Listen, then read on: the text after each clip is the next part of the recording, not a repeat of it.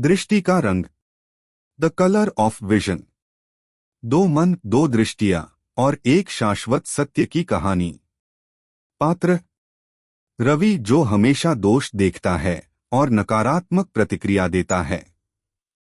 ओम, शांत, स्थिर और जिसने अपनी दृष्टि को केवल गुण देखने के लिए प्रशिक्षित किया है। मास्टर जी, गांव के एक वृद्ध आध्यात्मिक शिक्षक। भाग 1, दो मित्र, दो नजरिया। एक शांत गांव था, सुंदर गांव। वहीं रहते थे दो मित्र, रवि और ओम। दोनों साथ बड़े हुए, पर उनकी दुनिया को देखने की दृष्टि बिल्कुल अलग थी। रवि गांव की गलियों से गुजरते हुए कहता, देखो उस किसान को, कितना आलसी है। वो औरत कितनी ऊंची आवाज में बोलती है। और वो दुकानदार बहुत घमंडी है। ओम मुस्कराता और कहता, वो किसान बहुत ईमानदार है। वो औरत, उसके दिल में बहुत प्यार है। और वो दुकानदार चुपचाप कई बार लोगों की मदद करता है।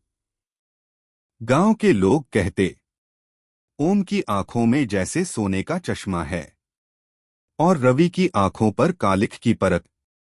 भाग 2, मास्टर जी की परीक्षा। एक दिन वृद्ध मास्टर जी ने दोनों को बुलाया।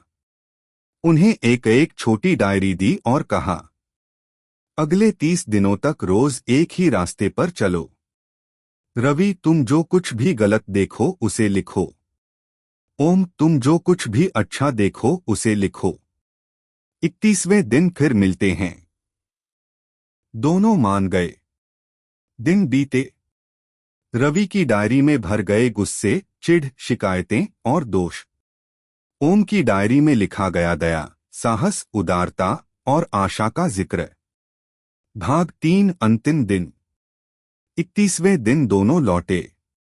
मास्टर जी ने कुछ नहीं कहा, सिर्फ बोले, अब अपनी अपनी डायरी पढ़ो। जोर से नहीं, अपने दिल के भीतर। रवि का चेहरा उतर गया। वह परेशान दिखा, दुखी भी। नकारात्मकता का बोझ उसके मन पर साफ झलक रहा था। ओम शांत दिखा। उसकी आंखों में चमक थी, स्वर में स्थिरता और सुकून। मास्टर जी ने कहा, तुम दोनों ने एक ही रास्तों पर चला, एक ही लोगों को देखा। लेकिन रवि, तुमने हर दिन जहर पिया और ओम, तुमने अमृत पिया। वे रुके और धीमे से मुस्कराए। तुम वह नहीं बनते जो ये दुनिया है। तुम वही बनते हो जो तुम्हारी दृष्टि तुम्हें देखने देती है। नीति वाक्य, दोष देखना आसान है, पर उस दोष के पीछे छुपे गुण को देखना, ये उसी आत्मा की पहचान है जो ईश्वर को याद रखती है। रवि रोते हुए मास्टर जी के चरणों में झुक गया और कहा, मास्टर जी, क्या मैं अपना चश्मा बदल सकता हूं? ओम ने मुस्कराते हुए अपनी डायरी बढ़ाई और कहा, बस एक पन्ने से शुरू करो और बाबा तुम्हें रोशनी दिखाएंगे। अंत।